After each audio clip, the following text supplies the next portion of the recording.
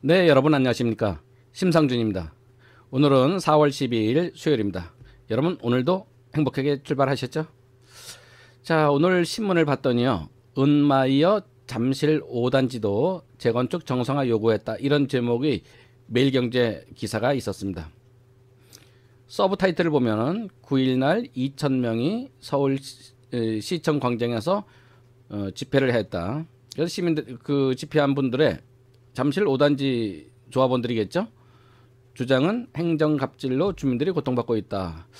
이것에 대하여 박 시장, 그러니까 박원순 서울시장을 말하는 거겠죠. 서울시장의 얘기는 내가 되려 피를 흘리고 있다. 뭐 이렇게 얘기를 했다고 합니다. 그 시 내용은 간단히 살펴보면 이렇습니다.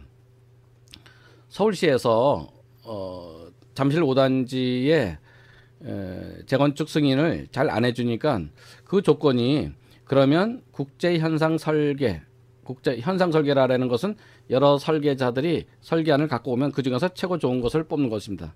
그 앞에 국제가 붙으면 전 세계에 있는 건축가들한테 설계를 공모를 하는 겁니다. 그래서 가장 최적의 안을 가지고 그걸 선정해서 그 설계안대로 사업을 하는 거죠. 그것다 현상 설계라고 하는데요. 이렇게 국제 현상 설계를 통하여 설계안을 도출을 하면은 원활하게 진행해 주겠다. 이런 약속이 있었던 것 같습니다.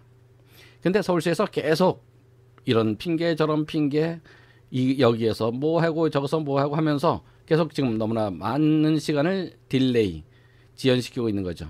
그러니까 참다 못해 잠실 5단지 조합원들이 시청 앞에까지 몰려가는 이런 일이 벌어진 거죠. 일반적으로 이런 일은 많이는 없습니다. 잘 없죠. 자, 그것에 관해서 서울시장에 이제 얘기가 나왔는데요. 이런 이야기가 있습니다. 마지막에 이제 이런 글을 했죠. 박 시장은 과거 뉴타운과 재개발로 인해 건물이 끊임없이 높아졌고 사람들은 옆집 사람이 누군지도 모른다며 이것이 서울의 미래이고 우리의 행복한 삶을 보장하는 것이냐 라고 주장을 했다고 합니다. 어제 주장을 한 건지 예전에 주장했던 것을 이렇게 옮겨놓은 건지는 잘 표현되어 있지 않습니다. 하여튼 간에 뭐 이런 생각을 갖고 있는 서울시장이죠. 정말로 저는 개인적으로 개탄에 맞지 않습니다. 서울시장이면 그것도 단순한 시장이 아니라 메트로입니다. 우리나라에서 가장 큰 수도의 시장입니다. 시장이라면 도시가 무엇인지에 관해서는 명확하게 인식하고 있어야 한다고 생각합니다. 지금 서울시장은 도시를 농촌 촌락 공동체라고 인식하고 있습니다. 이것과 아등바등 잘 어울려서 우리 뭐 나눠 먹고 옆집에서 사과 갖다 주면 그 옆집에서는 배 갖다 주고 김치 갖다 주면 깍두기 주고 나눠 먹고 이런 도시를 만들자라고 하고 있습니다. 너무나 도시를 이해 못하는 겁니다. 여러분들에게 추천해 드릴 책이 한 권이 있습니다. 도시의 승리라는 책입니다. 하버드 대학교 교수인 에드워드 글레이저가 쓴 책입니다. 이 책을 읽어보면 도시란 어떻게 이루어졌고 도시에 있는 사람들은 왜 소득이 높고 도시에 있는 사람들의 행복 지수는 왜 높은지 어떤 도시가 결국 우리를 더욱더 행복하고 번영으로 이끌어주는지 에 관한 내용을 아주 잘 기술해 놨습니다. 아마도 이 정도 책은 읽어봤을 텐데도 아직까지도 이런 시골적인 좀 촌락 공동체적인 이런 생각에서 벗어나지 못하신 분이 도시 분야에서는 서울시장을 한다는 것이 저는 너무나 안타깝습니다. 정말로 이런 생각은 좀 고쳐야 한다 이렇게 생각을 합니다. 네, 그러면 오늘도 여러분들에게 제가 선정한 추천 물건을 소개해 드리도록 하겠습니다. 오늘 추천해 드릴 물건을 자세히 살펴보도록 하겠습니다. 먼저 사건 번호입니다. 2017 타경의 9920호가 되겠습니다. 경매는 5월 1일에 경매가 있겠고요. 남부지방법원에서 경매가 이루어지겠습니다. 10시까지 목동역이죠. 지하철 목동역에 남부지방법원으로 가시면 되겠습니다. 소재지는요. 서울시 영등포구 신길동에 있는 단독주택이 되겠습니다. 그러나 사실은 우리가 정확히 말한다면 다가구 주택이 되겠죠. 실질적으로는요. 토지 면적은 50평입니다. 50.2제곱평, 166제곱미터입니다. 건물 면적은 49.93평, 50평이겠습니다. 50평 대지에 50평 건물이 있다. 이렇게 이해하시면 되겠죠. 감정가격은 11억 9,721만 8,960원이 되겠습니다. 최저가격은 한 번 유찰되었습니다. 그래서 80%인 9억 5,777만 5천원이 되겠습니다. 그러면 다음으로는 권리관계를 살펴보도록 하겠습니다.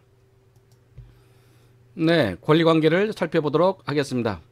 우선 말소기준 권리입니다. 2015년 9월 15일 한나투자대부의 근저당이 되겠습니다. 그 다음에 신한은행에 근저당이 또 있고요. 또 신한은행에 근저당이 또 있습니다. 달러로 되어 있네요. 96,000불에 관한 것. 그 다음에 우리은행, 기업은행의 가압류, 롯데카드의 가압류, 기타 등등이 좀 있습니다. 자, 그러면 임차인들 관계를 살펴보도록 하겠습니다. 첫 번째 임차인입니다. 첫 번째 임차인을 보면은 전입신고가 97년 3월 17일이고요. 확정일자가 98년 4월 1일입니다. 따라서 말소기준 권리보다 선순위고 대항력이 있습니다. 따라서 첫 번째 임차인은 3,200만 원인데요. 이분은 인수가 되겠습니다. 그런데 이분은 지금 현재 배당 요구 신청을 하였습니다. 그리고 가장 선순위가 되겠습니다. 그래서 보증금 3,200만 원은 모두 배당해서 배당을 받을 수가 있습니다. 참고로 말씀드리면 최소 면제금은 95년 9월 11일 당시의 당시의 주택임대차보호법을 보면 9,500만 원 이하인 사람만 해당이 되고 3,200만 원을 가져가게 되어 있습니다. 여러분들 최우선 면제금 산정하는 방식은 잘 아시겠죠? 필히 알아두셔야 되고요. 이것은 경매를 응찰하는 것뿐만이 아니라 사회생활을 하는 데 있어서 아주 기본 필수 지식입니다. 누가 챙겨주지 않습니다. 여러분들이 꼭 챙겨서 보셔야만 합니다. 따라서 3,200만 원은 모두 가져갈 수 있습니다. 두 번째, 이분이 첫 번째 하신 분이 증액을 한 겁니다. 1,800만 원이죠. 2004년에 증액을 했죠. 따라서 말소기준 권리보다 선순위이고 배당 요구 신청했습니다. 그래서 1,800만 원 모두 다 배당해서 배당을 받을 수가 있습니다. 세 번째 분입니다. 2016년 6월 17일에 전입신고를 하시고 보증금이 5천만 원입니다. 이분은요, 일단 말소기준 권리보다는 후순위입니다. 후순위라서 일단 권리는 경매로 낙찰이 되면 모두 말소가 되겠고요. 대신에 이분이 배당받을 수 있는 것은 배당 요구 신청을 했죠. 대신에 확정일자가 없습니다. 따라서 이분은 최우선 변제금 3,200만 원이죠. 9,500만 원 이하인 사람만 해당이 되고 그 중에서 3,200만 원을 가져갈 수 있는 것이 최우선 변제금입니다. 따라서 이분은 3,200만 원은 배당해서 배당을 받으시고요. 나머지 1,800만 원인가요? 네, 1,800만 원은 못 가져가시는 그런 경우가 되겠네요. 다음으로 있는 분입니다. 세 번째 분이죠. 102호 전부를 지금 점유하고 계신 분입니다. 3,500만 원이죠. 보증금이. 전입신고가 2017년 9월 22일 날 같이 확정일자까지 다 받았습니다. 배당 요구 신청을 했습니다. 따라서 이분은 최우선 변제금으로는 3,200만 원을 배당을 받으시고요. 우선 변제권도 있으십니다. 그것은 돈을 가져가는 순서에 따라서 돈이 남으면 우선 변제권, 우선 변제권의 순서가 된다면 얼마를 가져갈 수 있을까요? 300만 원이겠죠. 그것을 배당을 받으실 수가 있습니다. 그러나 낙찰자에게 대항하지는 못합니다. 네, 마지막으로 지층에 방 한 칸인 분이 계신데요. 보증금이 3천만 원입니다. 그리고 전입신고 2017 2017년 10월 10일 날 확정일자 같이 받았습니다. 일단 이분은요, 대항력이 있기 때문에 취소선 면제금이 최대 한도가 3,200만 원이죠. 가져갈 수 있는 X가 3,200만 원이기 때문에 이분은 모두 다 배당해서 배당을 받아 가실 수가 있겠습니다. 현재 이 덱에서 세입자가 4분인데 4분 중에서 세 번째 있는 분만 1,800만 원이 좀 아쉽게 되었습니다. 안타깝죠? 아쉽는 것보다 안타깝습니다. 이분이 결정적으로 하지 않으셨던 게 뭔가요? 확정일자를 받지 않으셨죠. 그래서 확정일자가 이렇게 중요하다는 것을 다시 한번 여러분들도 아셔야 되겠습니다.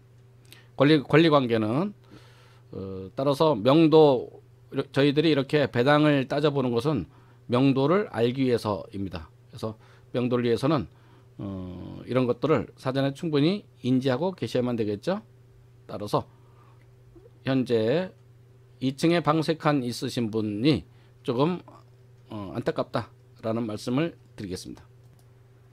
네, 위치를 살펴보도록 하겠습니다. 이곳이 보라매 공원이 되겠습니다. 그리고 여기가 신대방 삼거리역, 그 다음에 보라매역, 신풍역 이렇게 7호선이 위치해 있는데 보라매역 바로 근처에 있는 곳이다 라고 말씀을 드릴 수가 있겠습니다. 조금 더 자세히 살펴보도록 하겠습니다. 네, 조금 더 살펴보시면요, 보라매역 5번 출구에서 가까운 곳에 위치해 있습니다. 그래서 이곳에 위치한 다가구주택, 단독주택이라고 할 수가 있겠습니다. 그 모습을 조금만 더 살펴보도록 하겠습니다. 네. 네, 이 안쪽에 있는 주택이겠죠? 네, 안쪽에 있는 주택이 되겠습니다. 굉장히 오래된 주택이죠. 오래된 주택들만 쫙 있습니다. 요즘 새로이 짓는 다세대 주택, 흔히 볼 수 있는 것도 거의 안 보이시죠? 안 보이는 것이 당연합니다. 왜냐하면 이곳은 뉴타운 지역이기 때문에 그렇습니다. 정비구역이죠. 재척지구입니다. 재정비 촉진지구이기 때문에 그렇습니다. 이곳은 바로 신길 뉴타운입니다. 신길 뉴타운이라고 말씀드릴 수 있겠습니다. 신길 뉴타운은 전체적으로 봐서 지금 현재 이 부분에 위치한 뉴타운이 되겠습니다. 네, 이곳이 이제 신길 뉴타운이 되겠습니다. 그 중에서 이 부분이 되겠죠. 아마도 제가 보기에는 신길 뉴타운의 6구역쯤 되는 것 같습니다. 자세한 것은 여러분들께서 한 번 더 확인해 보셔야 되겠다, 그런 생각이 듭니다. 이곳에 있는 신길 뉴타운, 물론 이 주택을 소유하고 있으면 당연히 조합원이 되겠죠. 조합원 되면은 이곳에서 뉴타운 아파트를 분양받을 수 있는 자격이 생길 겁니다. 뉴타운의 진행 속도, 기타 등등은 여러분들께서 별도로 확인해 보셔야 하겠습니다. 해당 지역의 공인중개사 사무소를 방문하여 문의하시면 뭐 쉽게 할 수 있는, 그렇게 어렵지 않은 일이라 생각이 듭니다. 제가 초두에 처음에 제가 그걸 말씀을 많이 드렸죠. 그 박원순 서울시장이 현재 도시에 관해서 너무나 모르고 있는 것 같다라고 제가 말씀을 드렸었는데요. 결국 그 결과가 어떻게 되겠습니까? 그 결과는 지금 이곳과 같은 곳에 뉴타운을 못하게 하는, 좀 잘 안 되게 하는 그런 결과를 가져오겠죠.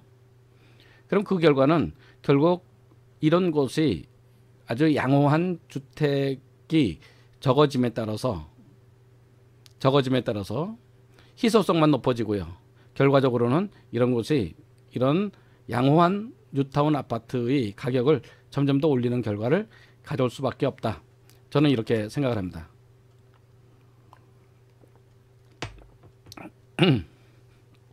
따라서 정책이라는 것은 처음에 내가 의도했던 것은 선한 것이나 그 결과는 전혀 다른 곳으로 갈 수도 있습니다. 따라서 냉정하게 생각해보고 감성에 호소해서는 안 된다는 것이 저희 생각입니다. 오늘은 제가 여러분들에게 뉴타운 지역의 아파트, 신길 뉴타운의 아파트가 아니라 단독주택이죠. 그걸 소개해드렸습니다. 이런 뉴타운 지역이라든가 재개발 지역, 재건축 지역의 투자에는 각별히 신경 써야 될 사항들이 몇 가지가 있습니다. 그런 것들은 또 다음에 제가 시간 날 때 여러분들에게 자세히 설명드리도록 하겠습니다. 오늘도 여러분들 행복하시고요. 행복한 즐거운 하루 되셨으면 합니다. 구독, 알림, 좋아요 꼭 눌러주시면 더욱더 감사하겠습니다. 내일 뵙겠습니다. 감사합니다.